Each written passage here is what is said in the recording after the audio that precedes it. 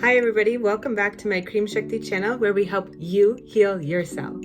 Today I wanted to talk to you about the Kapha season.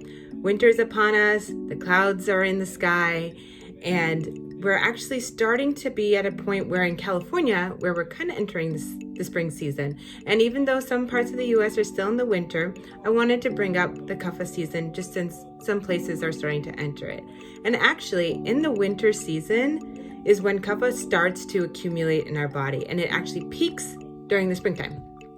So it's really good to know what this means. In the Kapha season, the qualities are cool, heavy, and moist. So those qualities are predominant in our body, and that's what's coming out. So our Kapha dosha can increase since those are qualities of Kapha. The ways to counteract these qualities are going to be the opposite qualities. It's going to be hot, dry, and light. So you want to think about how you can bring those qualities into your life. The easiest way to think about this would be through diet. You want to think about having lighter foods like oatmeal, soups, mung dal, squashes. Obviously, always having fruits and vegetables that are in season really helps. You want to eat baked, broiled foods, grilled foods that are going to be lighter on the digestion and also going to be better for the Kapha dosha.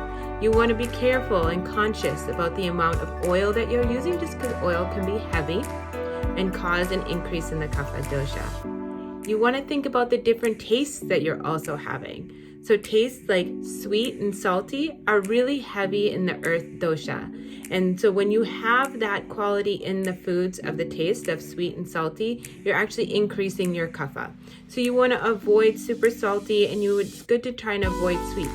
It's also good to avoid things like cheeses, yogurt, ice cream. Yeah, I know, all the good stuff to some of us, right? The other thing to think about are what are the tastes to include. You want to include pungent, astringent, bitter. I'm actually about to do a webinar in the next week or so. It's going to be a free webinar, guys. So reach out to me. I'm going to be advertising it on social media. Send me your email, and then I'll send you the link for the free webinar that's going to be going on. And it's going to be talking about how these tastes affect our doshas and how they affect our body and how they actually affect our mind as well. So it's going to be really informational webinar, and I hope to see you guys there. So the pungent taste is something you can think about, adding spices to your food, right? So you can add black pepper, ginger, cayenne. That will help increase the nature so that it's more on the hot, light qualities of the food that you're intaking. Another good thing is thinking about drinks. Really good drinks to have at this time of year is going to be ginger, calamus root, clove, and cinnamon. A good habit to incorporate would be having hot water or warm water with lemon in the morning when first thing on an empty stomach.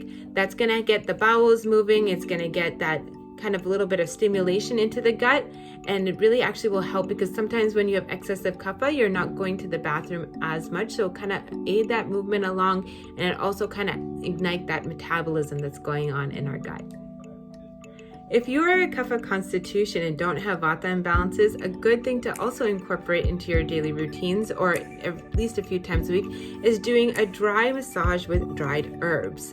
It's a good idea to check in with an Ayurvedic practitioner about which herb would be best for you, but it will help stimulate and also increase metabolism. And you actually want to do this in the reverse direction of your hair growth versus going the other way, which is what would be calming to Vata. So you want to go against hair growth towards the center of the body. A good massage oil to use at this time of year would be mustard oil because it is heating and it is stimulating. Daytime sleep should be avoided because daytime sleep can really increase the Kapha dosha. Another good thing to be doing is sun salutations in the morning. It's stimulating, it's heating, it gets that body going. There's a bunch of other asanas that you may also do, including shoulder headstand. You could do lion, you could do log pose, and also boat pose. Those are really good for moving the Kapha. Good things as well would be doing pranayama.